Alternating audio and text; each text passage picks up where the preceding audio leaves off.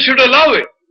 Exactly. Sharad Kohli, I'll come to you. And I was having this argument with one of these individuals. He's an Indian national, lives in America, works for one of the branches, environmental index branches of the United Nations.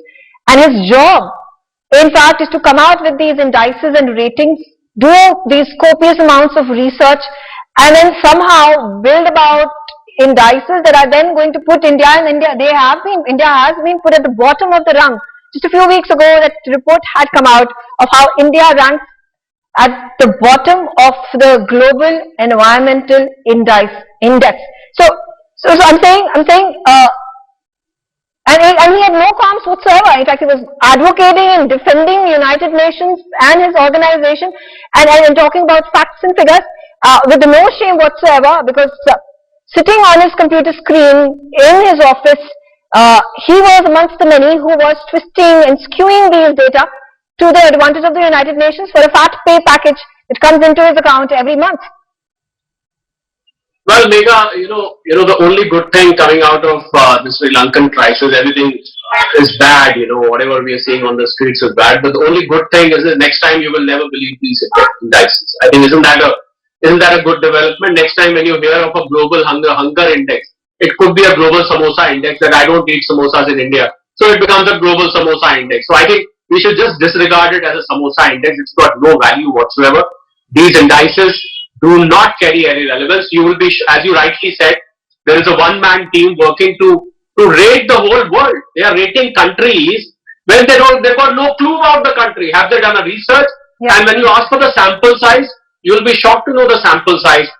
Out of 140 crore population of ours, they would have probably surveyed 1,000 people. I think surveying 1,000 people in a remote village and going and asking them, they don't even understand the language. I can tell you in some of the cases, in these surveys, they do not even understand the question. That what question have you asked? They ask about something and the answer is about something else, and on that basis, what you said, a skewed diagram or an analytic work is done, and next day it is out in the media. This is ridiculous. I think let the world believe. I think, as they say, actions speak louder than words. What Sri Lanka is going through, I think next time we should. I'm glad you're doing this show and you're exposing the secrets of these indices. And as far as we Indians are concerned, we are infatuated with whatever is Western for some reason. And I met a student today who said, I'm going to so and so university over there in London or wherever. And when I had incidentally been to that university, it was a one-room university. And the person infatuated for years together. I think we get infatuated we get carried away by these international indices, and it becomes a drawing room discussion. We are so but I'm glad we at this point of time as Indians living within the country and outside across the globe are waking up to this fact. And very fast so, and the Ministry of External Affairs, the Government of India are working towards this common agenda of dispelling the untruths that have been fed to the world for far too long by these vested lobbies. Dr. Mike is muted, sir. I'll quickly go to Sharad Kohli. I have no time left, Sharad. So then, what should we? That they are trained to believe that we are inferior, and that is the problem. And this is the kind of training that is given. That is why you have so much corruption in India. Absolutely.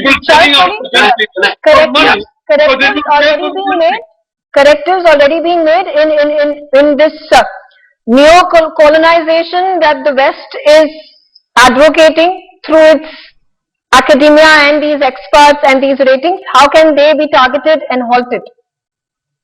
Comment about Dr. Amartya Sen.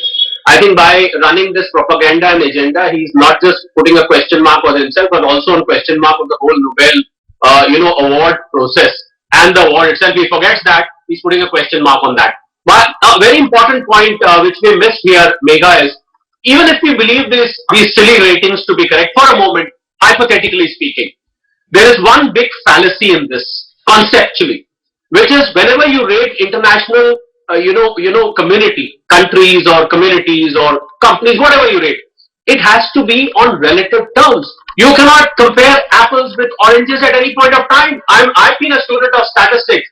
The basic fundamental is that when you're doing relative comparison, you have to give due weightage to what rates. A country of 140 crore people cannot be compared with a country of 2.2 crore people anyway. Yeah. I mean, as I said, the size matters. I think there is a basic fallacy here in that these ratings are not done on the basis of the relative factors. This is a huge mistake, and I can prove them wrong at any time, Megha. I can tell you with conviction.